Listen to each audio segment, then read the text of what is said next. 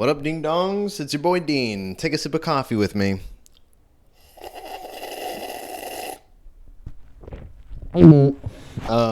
Hey, listen. I have some news. I haven't been as consistent this past 3 days of posting. But that's about to change because I'm about to record a few things. And we're gonna make sure we're ahead. Anyways, I want to talk all about something today that has been the biggest struggle in my creator journey. And that is something that I just talked with a few others about. I just got off the phone with like 3 other creators, experts, whatever, as just sort of like a community-based call. Like, hey, let's all just chat about all the things we're struggling with. And it had to do with this idea that I am making some vlogs for my main channel to document, me and Jenny being pregnant, and it's been a lot of fun. But I'm struggling with making the vlogs for me versus for the algorithm. And I'm like, I don't want to just make YouTube-y videos. Like, I want to document things that are going on. And so I brought this up. I was like, hey guys, this is what I'm struggling with right now. And I want to do 2 things. One, showcase what they helped me talk through. But then 2, what I'm going to do, change. And then 3, someone else shared something that has been a big struggle of mine for years. And I think it might be one for you. So I think you need to listen to this. So wait till the end. See what I did there? But basically, this lady, or this young lady, her name's Marjorie. She gave me some great advice with my vlogs. Because I kind of said, like, hey, my life's kind of boring. I'm just kind of like here at this desk all the time. I don't really, sometimes it's hard to vlog. Sometimes it's hard to find the interesting things in my life and create something compelling.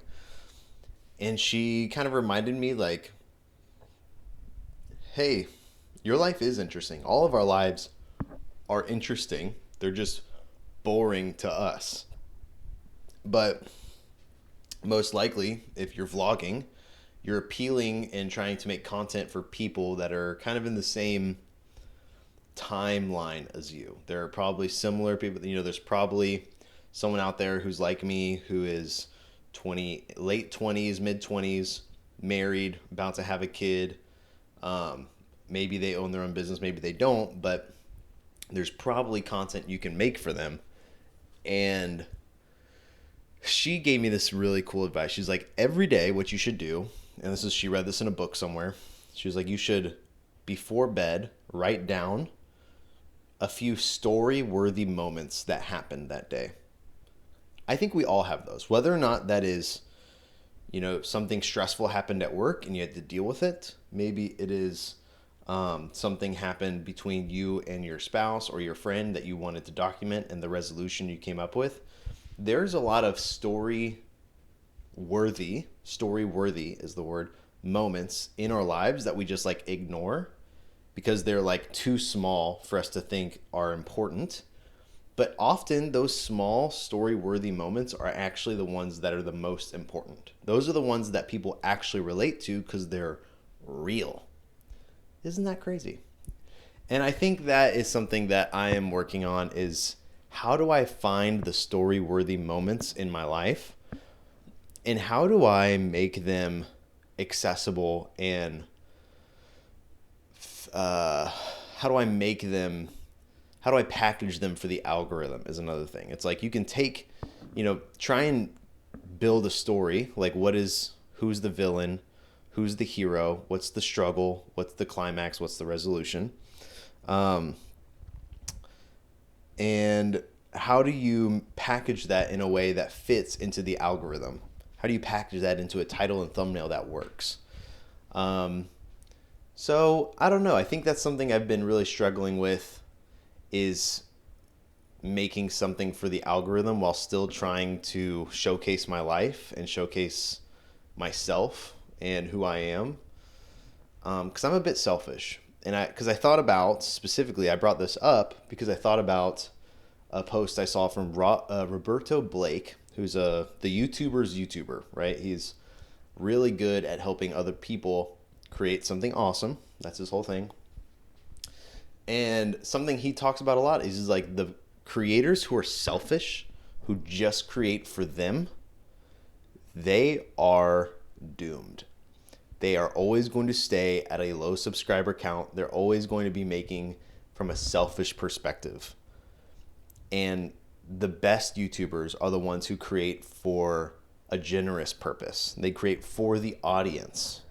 You know, Ryan Trahan has his own version of that where he's like, I want to create redemptive work, I think is what he calls it, where it's like, I want to create something that gives people satisfaction, maybe is a good word for it. Instead of retaining, like focusing on retention, doing hacks that keep someone watching, how do you make to give to them like a gift? Even Elon Musk talks about this when he first bought Twitter. He said, I want there to be, like a lot of people hate Twitter because a lot of people get on Twitter and a lot of people get on a lot of social media apps and you walk away feeling like you wasted your time. You're like, oh, I shouldn't have done that. You know, how many times have you scrolled through YouTube, scrolled through Twitter, scrolled through Instagram and been frustrated because you felt like it was a waste of your time, which most of the time it is. But what Elon Musk's main goal, instead of trying to fix the platform, make it profitable, he was trying to do all those things too, but something that was a really cool goal of his that I really admired was he was trying to increase the level, I'm trying to figure out the exact word, but he was trying to increase the level of satisfied viewers. Satisfied session times, I think was the word he was going for, which was, do people walk away feeling satisfied from your app? And so he wanted to try and fix that. He wanted to try and make people walk away being proud and satisfied with the amount of time they spent on Twitter, and like that they got enough done. They heard what they needed to. It wasn't a waste of time. So I think that's super interesting. I don't think any other platform is really trying to figure that out either. This leads me to my final point, which was the number one struggle that I think a lot of creators struggle with. I'm struggling with it. You probably struggle with it because my friend Mahir, he struggles with this. And I think this is the one thing that if you're really good, you're able to figure this out for yourself. But most likely, you have to have someone else tell you this. So you have to pay someone as a coach. Maybe you have to talk to all your friends. Maybe you have a community of other people who give you advice. Maybe it's just you're paying attention to the people commenting on your videos. But most of the time, this is very hard to do for yourself. That's why it's a struggle of mine for a long time. Is figuring out if you should niche down or broaden yourself. Like there's this combating philosophy of content where it's like niche down, get really, really niche and target like one person. Like I target investors of movie theaters in the southern regions of America. Like I make content just for that person, right? Or you can broaden because the value of that is someone finds your channel and they're like, oh my gosh, they do not become casual viewers. They become avid viewers when you niche down. Everyone's talking about this, right? This has been like, ever since I started learning about YouTube and content and everything, that's what everyone says is like Pat Flynn says the riches are in the niches. Like get as niche as possible. 20-year-olds who are just married, who have a kid, who just started a business while having a 9-to-5, like niche, you know, that sort of thing. But the only problem with that is growth is slow and it takes forever. It really does. It takes forever. And that's how you should do business too. I think that's how you do business, because you want a consumer to see your product and be like, this was made for me, so I should buy it because it's for me. I can't tell you how many things I've bought because I'm like, this is perfect. I've needed this. The flip side is with content, you go broad. You say you sell to everyone, or really you just pick a market and you try and go. So like in our previous example with the movie theaters, you just do owners of businesses. That's a more broad market. And you try and make content for the owner of the business.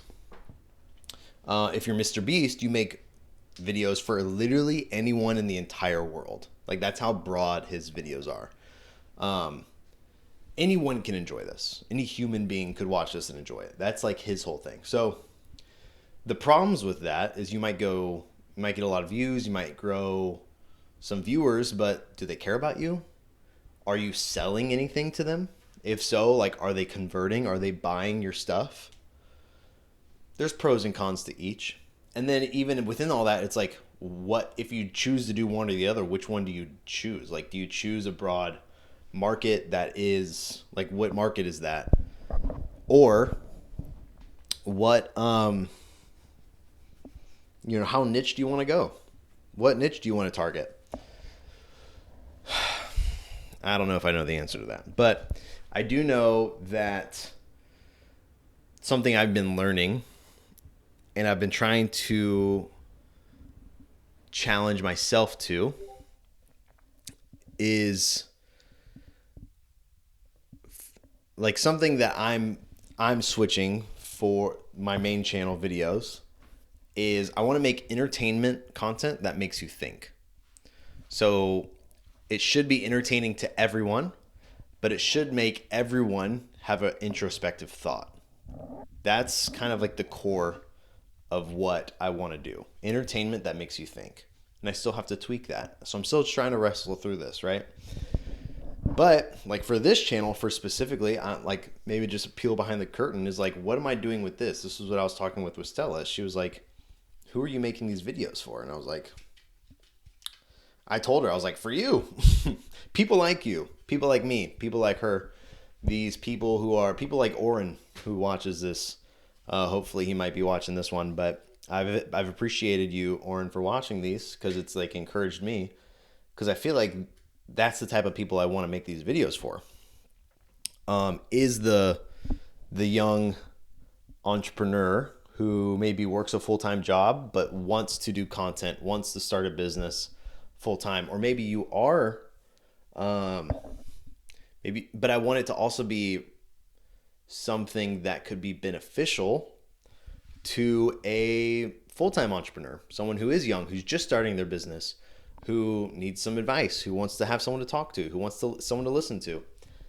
So there's all these different it's like hard because you have to pick, that's going to be determining what type of content I make. Because even, for example, with these videos, it's easy. Like sometimes if I want easy views, relatively, I can just talk about something in current events. Like if you look at my past videos that have popped off pretty well, they usually have something to do with someone else, right? So Colin and Samir, why I stopped watching them. That is one of my best performing videos. Talking about Palestine and Israel. That is one of my higher performing videos. Sniper Wolf drama. That is one of my higher performing videos. It's like 200, 300 views, but still it's like, those are my higher performers. And so I might think like, oh, I need to keep doing that. I think there's a level where I'll still do that. Maybe I'll do like a drama Mondays or something like that. I don't know. I think it's fun to talk about that stuff sometimes and like kind of give my 2 cents. I think it's important to do that. But on the flip side of that, I want to be giving value, not just talking about things. And so, yeah, that's what I'm struggling with personally. That's something that I'm finding difficult to do.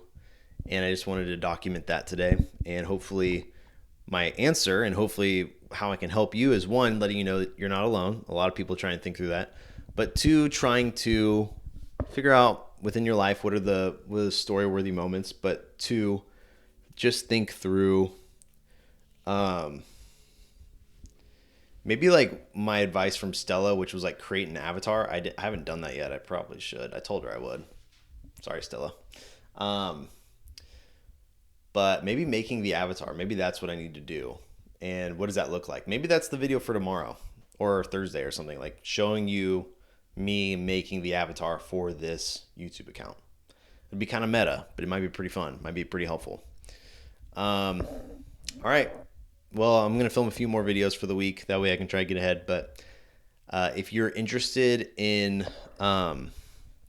seeing me wear this shirt and talk about my 3 biggest mistakes in business, actually no, whoops, LO.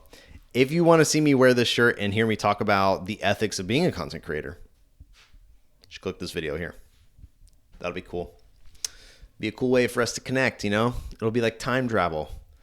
I think I wore this shirt in video 2 weeks ago while I was on my baby moon. So anyways, yeah, I'll talk to you tomorrow. I love you.